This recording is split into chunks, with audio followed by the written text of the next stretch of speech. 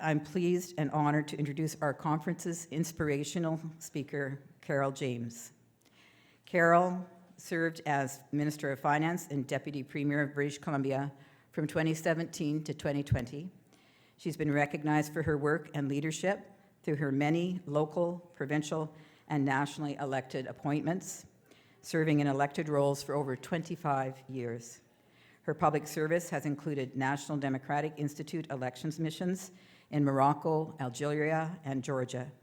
She was Director of Child Care Policy for the province of BC, Director for Child and Family Services at Carrier-Sakani Family Services, and Coordinator for the Northern Aboriginal Authority for Families. Active in her community, she was Chair of the Greater Victoria School Board, President of the BC School Trustees Association, and First and Second Vice President of the Canadian School Boards Association. Ms. James is an honorary life member of the Vancouver Island Cooperative Preschool Association and the BC School Trustees Association, and served as a foster parent for over 20 years for children and adults with developmental disabilities. She continues her commitment to public service after retirement from political office. She is currently serving on the boards of the Royal BC Museum, INBC, a BC Crown Corporation, and as faculty lead for the United Way Public Policy Institute. Diagnosed with Parkinson's in 2020, Carole values and utilizes the support offered by the Parkinson's Wellness Project and sits as a board member on their board. Please join me in welcoming Carole James. That bio. Good morning, everyone. Thank you, Jean, and thank you to the BC Parkinson's Society for the opportunity to speak to you today about my Parkinson's journey thus far and a few of the lessons I've learned along the way. You have Parkinson's disease. I'll never forget hearing those words in February of 2020. I was living a full life. I was finance minister, deputy premier, I had family and friends. How was this possible? I'm sure many of you have had the same feeling. Nothing can describe that shock. Your life is turned upside down. I experienced some of that feeling when I was diagnosed 10 years before with cancer, but I have to say this was different. You have a degenerative disease where there is no cure and no way to stop the progression. How do I tell my husband? How do I tell my mom, my grown kids, my grandkids? What do I tell them? The neurologist passed over the box of Kleenex. I cried. I asked a few questions that 2 minutes later I could remember nothing about. And I left the office with a few materials, with an appointment for 9 months from then, and 1,000,001 questions running through my head. And then I drove back to work because denial seemed the best mechanism at that point in time. For over a year, I'd been having a few unusual, unexplained symptoms arise. I'm sure, again, like many of you, I started spending hours on Google, looking them up, worrying, and then I'd reassure myself that it was just a stressful time at work. I was overloaded. I'm sure my symptoms were just a sign of all of that. I had a checkup with my family doctor that summer, and I happened to mention my hand tremor as a side comment at the end of my appointment. The doctor reassured me again it was probably nothing, but she said, let's put in a request for a neurologist appointment just to be sure and cover all the bases. That certainly gave me pause. But again, I knew the appointment was going to be at least a year away, so I went back to work and ignored it. But that little voice never quite leaves you. Sleepless nights, moments of what if creep in. And almost a year later, sitting in my neurologist's office, my tremor had increased. I'd had 2 falls, and deep down, even though I'm sure I would have denied it if you'd asked me that day, I knew there was a good chance this could be Parkinson's. It's really easy to get stuck here. I think we all do in some way, shape, or form. It takes huge strength and courage to be able to face your diagnosis and determine what's next. On those tough days, I still remind myself, as I did then, what's the alternative? Sit around and wait for the symptoms to arrive? Whining and complaining was never an option in my family, so that certainly wasn't going to be a solution. I feel grateful that I was raised with two incredible role models in my life, my grandmother and my mother, who faced huge adversity themselves through their lives. We were never lectured about values in our household, but they're examples of getting on with things, making the most of what life sends you, using every opportunity, no matter how challenging, to learn and grow, were probably the best examples I could have had in learning to live with Parkinson's. I started by looking at every blog, every website, every organization, every podcast that was out there. I researched Proactive and Parkinson's to see what people were recommending. And then I made the decision a few weeks later to go public with my diagnosis as a public figure. And probably the question I was asked most often is why? Well, the answer to that, from my perspective, is an important lesson in learning to live with Parkinson's. Parkinson's symptoms can be very visible, and I felt it was important to be open with others about what I was facing, because I'm certainly not unique. More than 15,000 people in British Columbia live with Parkinson's, and many of those diagnosed worry about stigma and don't reach out for support. If my speaking out could encourage others to reach out or to start a conversation, that was going to be a plus. I'm also so fortunate to be surrounded by the love and support of my incredible family and friends, and to be able to access services and supports in my hometown. Those are privileges that not everyone experiences. So again, the more we talk about the disease, the more we're open about the disease, hopefully more people will reach out and more supports and services will be provided. Fighting isolation is key to living well with Parkinson's. Human connection, knowing that you're not alone, feeling the amazing support of others is as critical in my life as my medication is. I have to tell you, when I went public, I was overwhelmed with the response.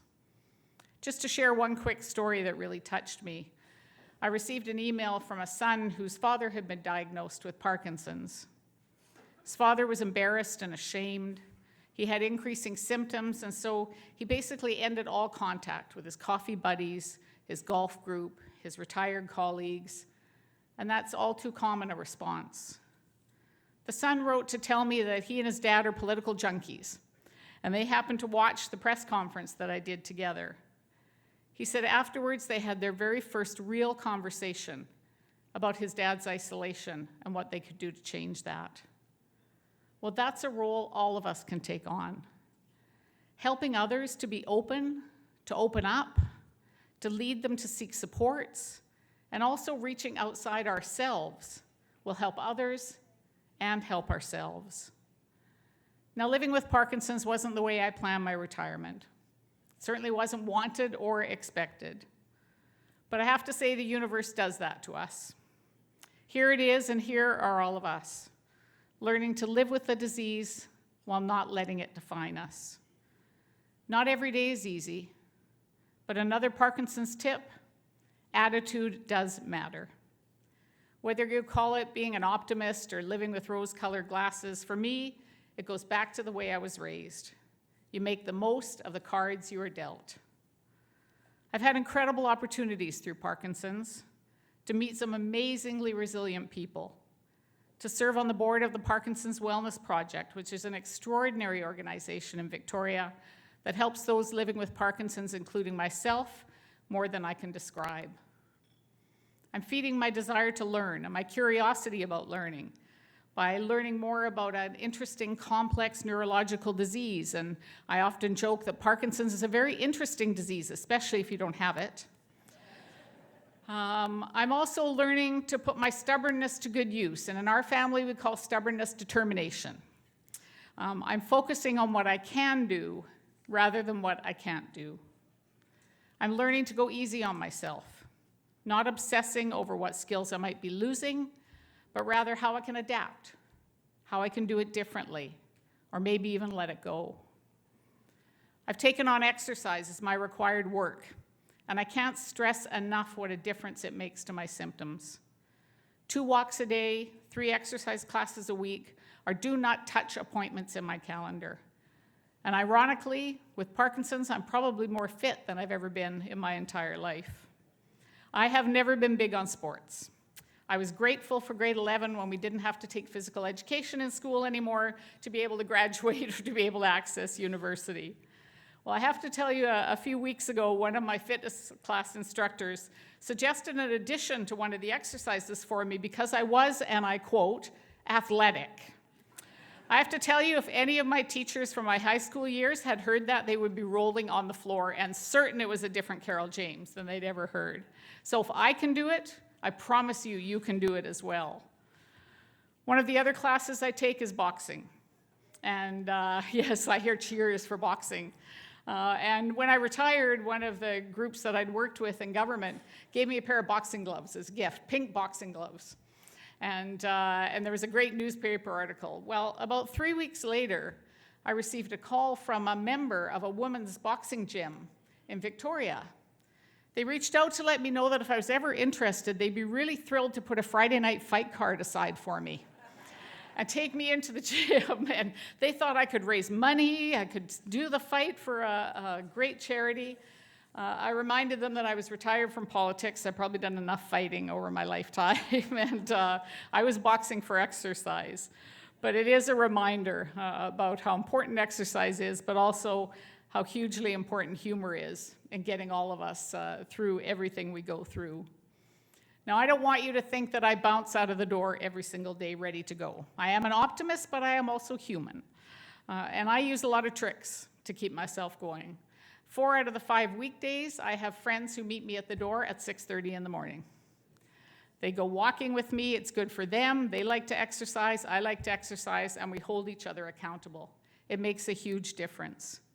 I have a rule of no coffee until I'm done my walk. Again, really good incentive. I get dressed the minute I get out of bed. I don't put that house coat on and go downstairs and start checking email, because if I do, I won't get out the door. So I certainly recommend all the tricks that you can use to keep yourself motivated. I have dark days. There's no question. There are days when I can be overwhelmed by thinking about the future. But I'm also working very hard in living in the moment, which gives you an opportunity to look at life a little bit differently. One of the hardest lessons for me to learn, and I'm sure for many of you in this room, is to ask for help. That's certainly a work in progress for me, I have to tell you. I'm starting small, and I'm learning to keep my sense of humor. So I had an experience a few months ago. I was at a conference, and there was a buffet line for the meals. Now, I don't know how many of you with tremors have tried going through a buffet line, but I have to tell you, you're left with 2 choices. You can hold your plate and drop it, or you can try and serve to your plate and throw the food around as you're busy serving. I have to tell you, neither of those are very good options, and a very kind person next to me offered to hold my plate. Now, they may have just been worried they were going to get hit by food as they were standing next to me. That might have been their concern, but regardless, they offered to help, and I accepted it. And I think that's, again, an important lesson for all of us to take a look at. You all know that every Parkinson's journey is unique. Our symptoms are different, and our progressions are different. But I truly believe that how we manage, how we live with this disease, how we cope with the cards that we've been dealt, can make a positive difference for all of us. Connect with others with Parkinson's. Keep all of your social connections going. Reach out beyond yourself to contribute and help in whatever way fits for you. I'm motivated every single day by those I meet living with this disease. I'm motivated by the spouses and caregivers and friends who support us all, by all those working in this field, from neurologists to occupational physiotherapists, researchers to advocates. Keep fit. Find any way you can to be active. Laugh every day. Don't forget to celebrate what you can do, things large and small. The conference title really says it all: Moving Forward Together. All of you remember that you are not alone. There's strength to be found in your experiences and the experiences of others. Thank you for your courage. Thank you for inspiring me every single day. And thank you for the opportunity to share a few words with you, and I look forward to your questions. Thank you, everyone.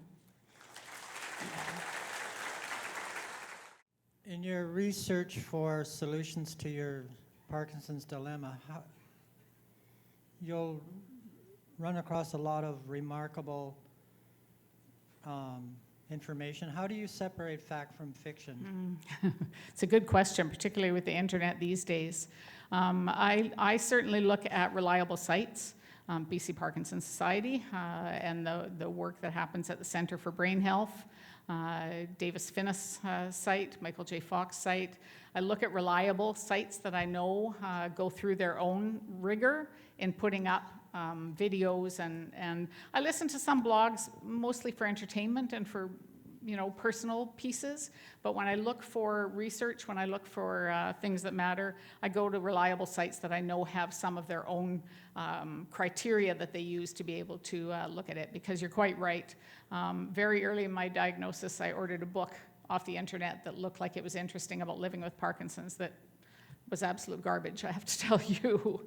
But it was exactly that. It wasn't a connection to anywhere. It was an individual who written a book that said you could cure it by all kinds of odd ways. And so I think it is important to look at those reliable sites.